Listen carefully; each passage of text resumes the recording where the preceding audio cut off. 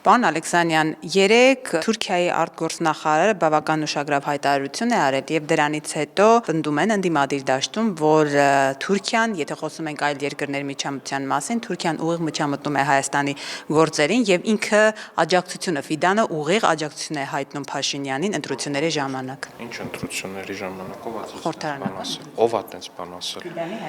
Ֆիդանի հայտարարությունը նորից կարդացեք ուղիղ թարգմանությունը։ Ես ուղիղ թարգմանությունը հայերենով կկարդամ, Կարդացեք։ ուղիղ չգիտեմ։ Ասում է 2026-ի հունիսին Հայաստանում ընտրություններ են լինելու, որոնք այս գործընթացի կարևոր հատված են լինելու։ Մենք տեսնում ենք, որ հասարակության մեջ սոցհարցումներով Փաշինյանը առաջատար է։ Այս հարցում աջակցում ենք նրա կառուցողական դերակատարությունը։ Անհրաժեշտ է, որ Կետը բաց թողեցիք եւ այս հարցում կառուցողական դերակատարում, այսինքն Հայաստանի ընդդիմադիր քաղաքական միտքը գտնում է, որ հարցումներում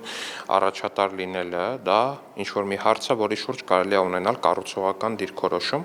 այսինքն Հայաստանի ընդդիմադիր քաղաքական միտքը, տենց որպես իր վերելք, որպես իր փայլուն գագաթ, ընկալել է, որ երբ որ լրագրողի հարցին ի պատասխան, որը իդեպ վերաբերվել է խաղաղության գործընթացին եւ թրիփ նախագծին, մարդ ասում է պետք է ասում է անհրաժեշտ է, որ այդ գիծը այս կամքը շարունակվի, այսինքն դրանք այդ անհրաժեշտությունը ցանկությունն են հայտնում, որ Փաշինյանի սկսած այդ ամեն ինչը շարունակվի։ Այո, լավ չի որ խաղաղության օրակարգը ցանկություն են հայտնում, որ շարունակվի, որ թրիփը Ձեր դեպքում է խաղաղություն, ընդդիմադիրները, ձեր ընդդիմադիրների դեպքում ինչ։ ասում են, որ դա խաղաղություն չէ, ձեր վրա խաղաղություն։ Ես ձեզ ասեմ, ընդդիմադիրների դեպքում հենց դա պատերազմն էլ է խաղաղություն, քանի որ օրինակ մեր ձևով շարժման այդ կիսա առաջնորդը Նարեկ Կարապետյանը բանակում չի ծառայել։ Ինքը առհասարակ առնչություն չունի, պատերազմ կլինի, խաղաղություն կլինի, իր համար մեծ հաշվով մեկ է։ Ինքը հարուստ հայրիկի որդի է, որը բանակում չի ծառայել ու չի ծառայելու։ Պատերազմի ժամանակ իրան չեն զորակոչել։ Խոսելու ձեր ուժը տեղ չունի, որտեղ ձեր, այո, ձեր վարչության 3 օրինակ թերթից մեկը շատ լավ վերլուծություններ է, վարչության կազմից տղամարդկանցից շատերը չեն ծառայել։ Սխալ է ձեր պնդումը, որովհետև ձեր նշած թերթերից մեկը օրինակ չծառայած էր ներկայացրել Արմեն Խաչատրյանը, որը իր կյանքի 20 տարուց ավելն է ծառայել։ Ձեր նշած այդ թերթերից մեկը վարչության անդամ էր ներկայացնել Արարատ Միրզոյանին, որը վարչության անդամ չի։ Հենց որ այդ է ընդդիմադիր մամուլը, ընդդիմադիր լրատվիչը չէ, որ շատերը ձեր կուսակցությունում, ձեր Ես պնդում եմ, որ մեր կուսակցությունում ծառայածների տեսակարգը անհամեմատ մեծ է մյուս կուսակցություններում ծառայածների տեսակարգը։ Պնդում եմ, եկեք խորհրդարանով գնանք էլի մի հատ։ Այդ խորհրդարանով անցեք նույն։ Անցեք խորհրդարանով, Հայկ Մամիջանյանն է ծառայել։ Ո՞վ է ծառայել։ Հայկ Մամիջանյանը ծառայել է Պուի։ Հայկ Կոնջորյանը, Տարոն Մարգարյանն է ծառայել։ Տարոն Մարգարյանը ծառայել է, երկար է ծառայել, իսկ Տարոն Մարգարյանը որտեղ է ծառայել, մի հատ կասեք Տարոն Մարգարյան։ Եկեք չափենք ժողովուրդ ջան։ Ասում եմ, մեր ձևով շարժման առաջնորդը, երբ որ խոսում է Նարեկ Կարապետյանը, Հարգարժան Պատվարժան, ինքը հարուստ հայրիկի որդի է, որը բանակում չի ծառայել, ու իր համար ցանկացած պարագայում է խաղաղ լինել։ Իսկ խաղաղությունը կարևոր է այն մարդկանց համար, ում որդիները իրոք որ ծառայում են։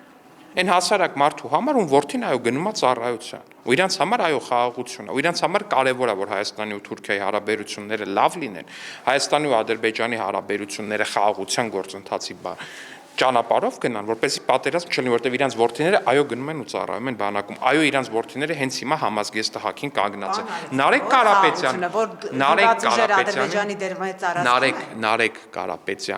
Նարեկ Կարապետյանին ոչ մի պարագայում ոչինչ չի սպառնում։ Կարապետյանին հանգիստ թողենք։ Խաղաղության ձեր օրակարգը ինչպես է ստացվում, երբ որ ադրբեջանական զինուժը դեռ Հայաստանի տարածքում է, երբ որ բազմաթիվ այլ հարցեր լուծված չեն, մենք խոսում ենք ապաշրջափակումից, բայց միայն Հայաստանն է։ Քայլարկը ասեմ ինչպես է, խաղաղության օրակարգը ստացվում է այնպես, որ համարյա 2 տարի արդեն մենք սահմանի զոհ չունենք, այդպես է ստացվում։ Այն որ վեր եք կենում ու առավոտը չեք վեր կենում են լուրով, որ սահմանին հակառակորդի կրակոցից զոհվել է այսինչ զինծառայող, այդ տենց է ստացվում խաղաղության օրակարգը։ Ասում են ինչ ուզում են, դուք տալիս եք, դրա համար էլ չեն կրակում։ Ինչ ենք տվել օրինակ։ Այդ նույն ընդդիմադիրները անցած ամբողջ տարվա ընթացքում ասում են հեսա պատերազմալնելու, հեսա պատերազմալնելու, հեսա պատերազմալնելու։ Ասում են խաղաղություն է, բայց այս ինչ խաղաղություն է, որ նույն ընդդիմադիրները ասում են սա արտատարածքային միջանցք, արտատարածքային միջանցք կա, հիմա տենց ասում են իսկ ինչի է Հայաստանի չափաբաժինը թրիփ ընկերությունում ընդամենը 26%։ Ասում եք մեր տարածքում ինչ են, մենք քիչ փայաբաժին ունենում, սխալ բան են ասում։ Որտեվ այդտեղ ներդրումների չափ կա, ով ինչքան ներդրում է անում, ով ինչ տեխնոլոգիաներ է ներդնում այդ հարցի մեջ։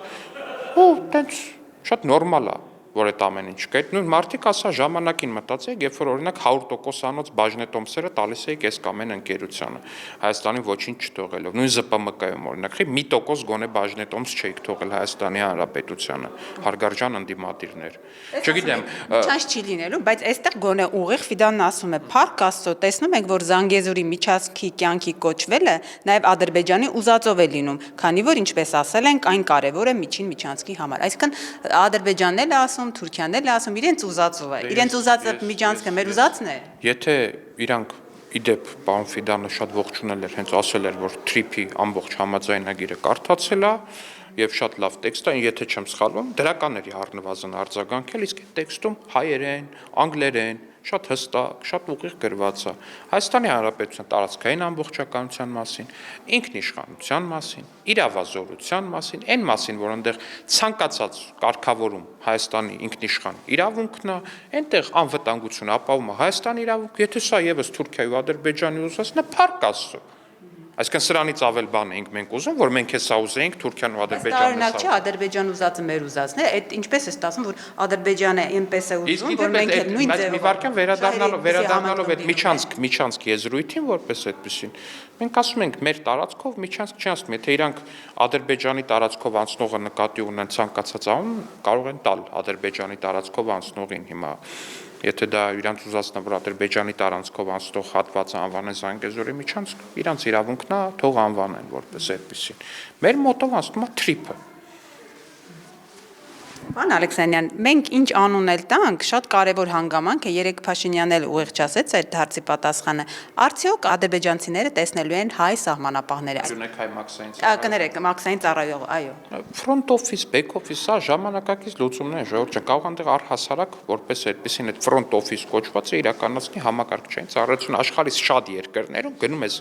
ID-ն մոտեցնում ես ինքը սկանանում, քո դեմքն է սկանանում, նույնականացնում է քեզ քո ID-ի հետ,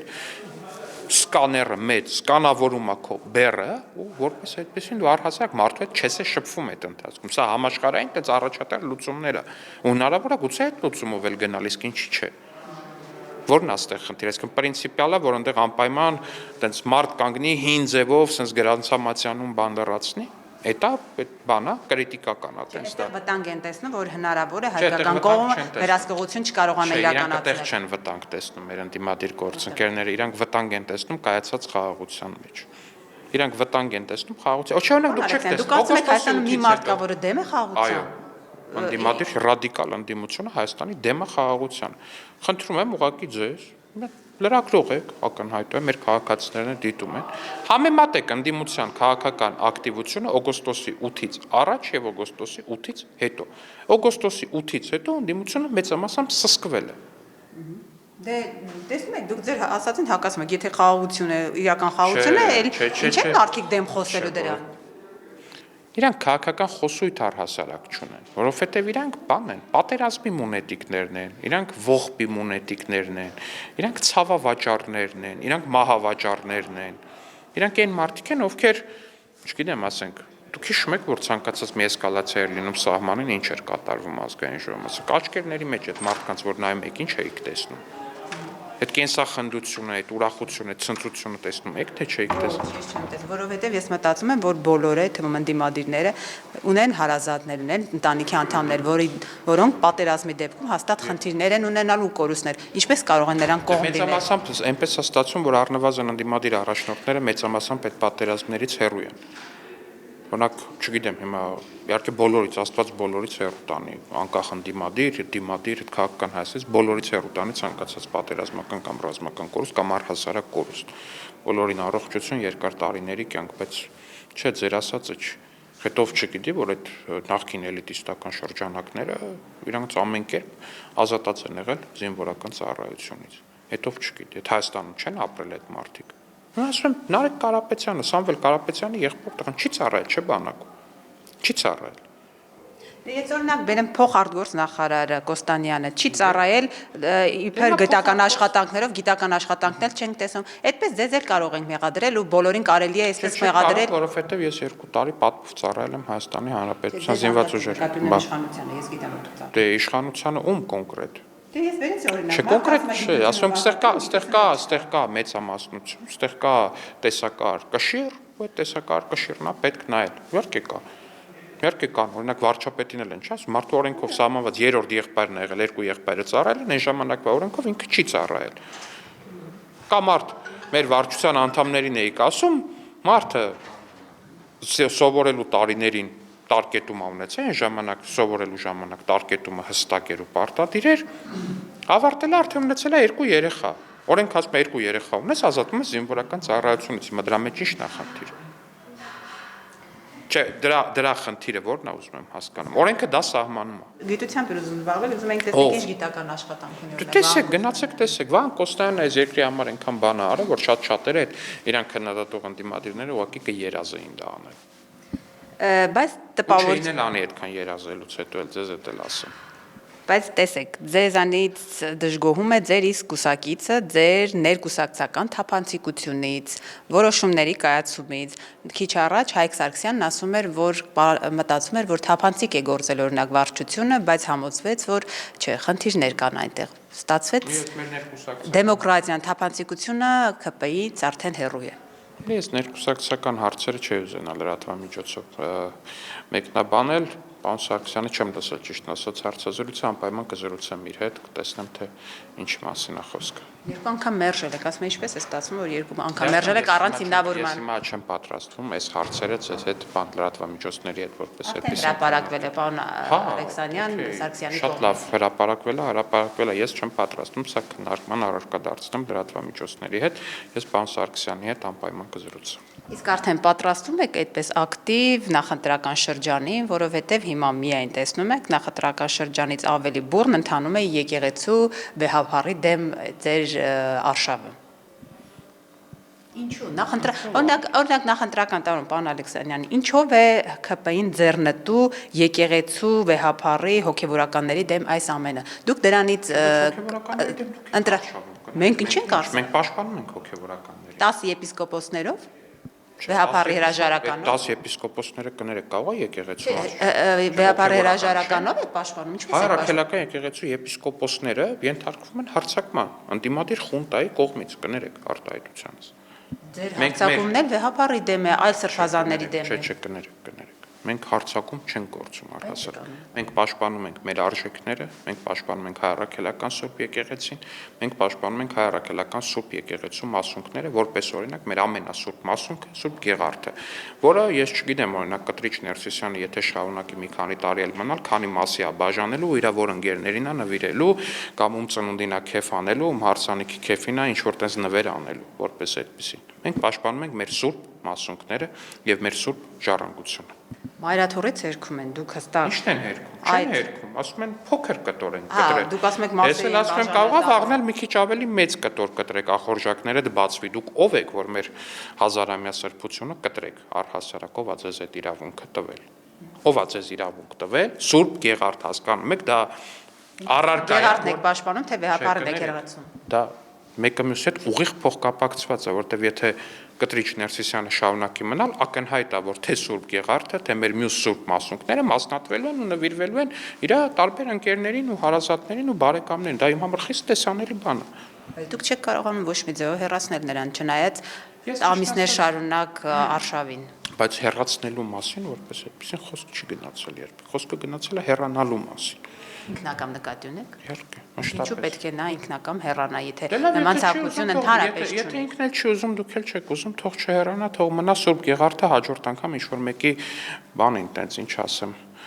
Ծնունդի քեֆին տանի նվեր անի։ Լավ, պարոն Ալեքսան, այդ մանիպուլյացիա չի։ Սուրբ մասունքը դուք հասկանում եք, չէ, իսկ լավ չենք պատկերացնում ինչի մասին է խոսքը։ Սուրբ Գեղարդը դա առարկա է, որը ամբողջ աշխարհում մի հատ է։ Հասկանում եք, դա եզակի առարկա է, որը ուղիղ առնչություն է ունեցել Հիսուս Քրիստոսի հետ։ Դա առարկա է, որով խոցվել է Հիսուս Քրիստոսի կողը։ Դա սուրբ մասունք է, դա սրբագույն մասունք է։ Դա կա մենակ մեր եկեղեցում։ Այդ մասունքը փոկվել է։ Այդ մասունքից կտոր է փոկվել ու նվիրվել է ինչ որ մեկին։ Դուք սրա ինձ թվում է չափը մասշտաբը էս ամեն ինչի էս Գուցե այդ հարցով կանչեիք, խոսեիք, խորհրդակցեիք, ոչ թե Չէ, սա այսպեսի։ ինչ որ բան հարց չէ, որ չգիտեմ, ինչի է կեսօր օրինակ փողոցը ոչ թույլատրելի տեղով անցել, սա այս տիպի հարց չի։ Գիտեք ինչ եմ հարցնում, որովհետև տեսեք, հիմա խոսակցություն կա, որ Նիկոլ Փաշինյանը որոշում է հայ առաքելական եկեղեցի անունով նոր, ինչպես թերթերից մեկն էր այսօր գրել, աղանդ ստեղծել։ Կանոնադրություն է գրում հատուկ այդ եկեղեցու համար իր սեփական եպիսկոպոսները պիտի ունենա, քահանաները։ Կներեք, իմ կարծիքով միակ աղանդը դա այն է, ինչ որ ղեկավարում է Կտրիշ Ներսիսյանը։ Իր KGB-ի գործակալ եղբոր հետ։ Օրինակ հիմա եթե իրանք նկատի ունեն, որ այն հոգևորականը, որը որ KGB-ի գործակալ չի, աղանդավոր է, չգիտեմ։ Ինչն է հերքել։ Եզրասրբազանը Նա շատ փոքր է, որ հերքի Հայաստանի Հանրապետության ազգային անվտանգության ծառայությանը։ Ամեն մի KGB-ի գործակալ, եթե իրան իրավունք վերապահի հերքի Հայաստանի Հանրապետության ազգային անվտանգության ծառայությանը, մենք չգիտեմ ուր կհասնենք, ինչ որ մի հատ տենց փոքր KGB-շնիկ չի կարող հերքել Հայաստանի Հանրապետության ազգային անվտանգության ծառայությանը։ KGB-շնիկ է ինքը, հասարակ, փոքր։ Կոչումը իդեպ պետք է հասկանալ։ Պարոն Ալեքսանդր, այս առումով էլ դուք խոցելի եք, դու դուք ամբողջ իշխանությամբ թուրք-ադրբեջանական գործակալներ եք, որովհետև նրանց ծրագրերն եք իրականացնում։ Դե դա այլ բառ չասեմ ուղղակի, բայց թուրք-ադրբեջանական ծրագիրը որն է որպես այդպեսին հասկանանք էլի։ Ամեն ինչ ի հոգուտ Ադրբեջանի եւ Թուրքիայի։ Օրինակ, վերջին օրինակը, որ խոսեցինք, Զանգեզուրի միջանցքի մասին է խոսում, ասում են դա նրանց շահերից բխող տարբերակ է, ինչը մենք իրականացնում ենք։ Այսինքն դա նրանց շահերից բխող տարբերակ էր, բայց այսքան տարի շարունակ Հայաստանի դեմ սահմանները փակել են Թուրքիան ու Ադրբեջանը։ Դա տրամաբանական ցիկլի կոտրվելը տեսնում եք, թե չեք տեսնում գոնե։ Այսինքն Ադրբեջանի ու Թուրքիայի շահերից էր բխում, որ Հայաստանի ինքնիշխանության, իրավազորության, տարածքային ամբողջականության շրջանակներում տարիներ շարունակ բխում էր իդեպ այդ սահմանը բացվի, բայց իրանք դա չէին անում։ Շրջափակման մեջ էին պահում Հայաստանը։ Լավ։ Իդեպ Իրանք հերոսաբար բան էին անում, այդ Թուրքիայի փակած սահմանը, տենց հերոսաբար ընդունում էին, որ փակա։ Հերոսաբար տենց քաջարի հայրենասիրաբար ընդունում էին Հայաստանի շրջափակումը երկու կողմերից։ Այդ իրանց հերոսությունը, քաջությունը ու հայրենասիրությունը տեղ էր կայանում, ֆանտաստիկ է։ Դա ապուշություն էլ չէ, ես դա չգիտեմ ինչա, դա մարդկանց հիմարի տեղ դնել է ուղղակի։ Իդեպ Թուրքիայի հետ սահմանը կա տեղեկություն երբ է բացվելու, որովհետև Ալիջանի հետ կապված վերջի Հույս ունենք, որ առաջիկայում առնվազն դիվանագիտական անձնագրերի կրողների եւ երրորդ երկրների քաղաքացիների համար կբացվի, հույս ունենք դա տեղի կունենա հնարավորինս շուտ։